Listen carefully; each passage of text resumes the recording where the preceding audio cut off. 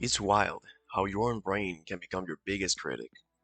How you can work so hard, try so much, and still hear that voice whispering, hey, you're not enough, not smart enough, not productive enough, not kind enough, not successful enough. And no matter what you do, it's never quiet. Even on your good days, it finds something to pick apart.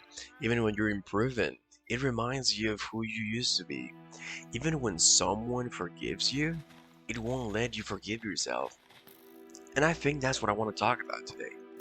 Because you are so much more than your thoughts, especially the ones that lie to you, especially the ones rooted in self hatred and guilt. Negative self talk is sneaky.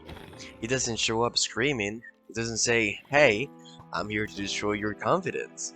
It shows up sounding reasonable.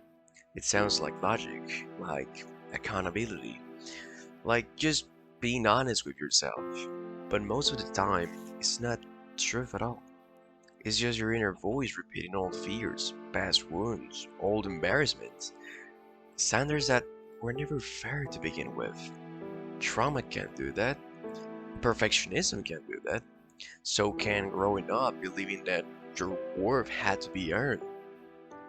Maybe you learned early on that love came with conditions, that praise only came when you performed well, that mistakes made you difficult, that emotions made you inconvenient.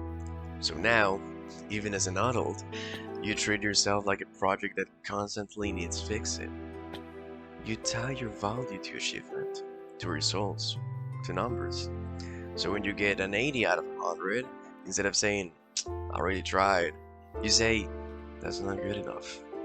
You make one mistake, and suddenly you're not someone who made a mistake. You're a failure. You hurt someone once, and instead of allowing growth, you brand yourself as a bad person forever. You ignore the effort, you ignore the progress, you ignore the human part of you. And I have to ask you, why?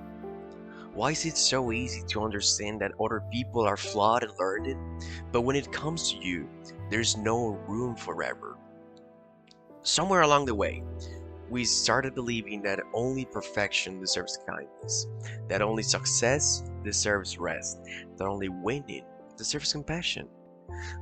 That's not how human being works. Effort matters. Progress matters. Showing up matters. Even when it's messy. And let's talk about guilt for a second. Like, yeah, there's healthy guilt, the kind that tells you when you have crossed your own values, the kind that helps you grow. But then there's toxic guilt, the kind that lingers long after you have apologized, the kind that keeps replaying old memories at 2 a.m., the kind that convinces you that you are your worst moment, that kind of guilt that doesn't help you grow. It keeps you small. And self hatred? Oh, it feels powerful in a strange way. Because if you punish yourself first, maybe no one else can hurt you.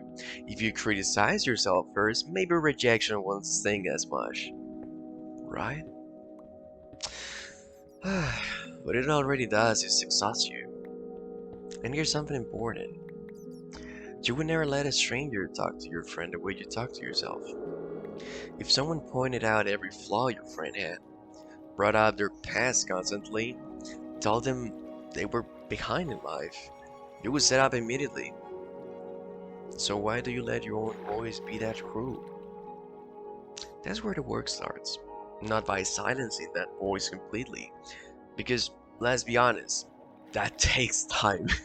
You're not gonna do 10 years of self love in a devastated all nighter. But we can start by noticing that voice. By pausing and asking yourself, is this actually true? Would I say this to someone I love? Am I being unfair to myself right now? Sometimes that answer sticks. Sometimes you realize you're not failing at all. You're just expecting yourself to move through life without ever stumbling. Let me hold your hand while I say this. You're allowed to stumble. You're allowed to learn slowly. You're allowed to outgrow old versions of yourself. You're allowed to rest without guilt. You're allowed to forgive yourself. Maybe nobody taught you that. Maybe you grew up believing you were only lovable when you were quiet, or useful, or successful, or perfect. And now you're trying to unlearn all of that while carrying the weight of adulthood on your shoulders. That's not easy. Think about the way you talk to yourself when you mess up, when you disappoint someone, when you fail, when you remember something you regret. That voice in your head, the one that says, you should have known better. You ruin everything. You will never change. Would you ever say that to someone you love? Or is that cruelty reserved only for you? Because if you keep using guilt as a weapon and self-hatred as motivation, well, yeah, you might move forward, but you will bleed the entire way. You don't have to keep punishing yourself to prove you have grown. You don't have to hate who you were to become someone better. You're not your worst day.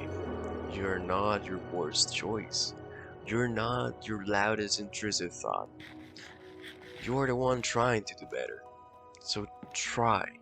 Please just try to talk to yourself the way you would talk to someone you care about. Celebrate the small wins. Acknowledge the days you showed up even when you didn't want to, even when all you did was survive through the day. That counts. That counts.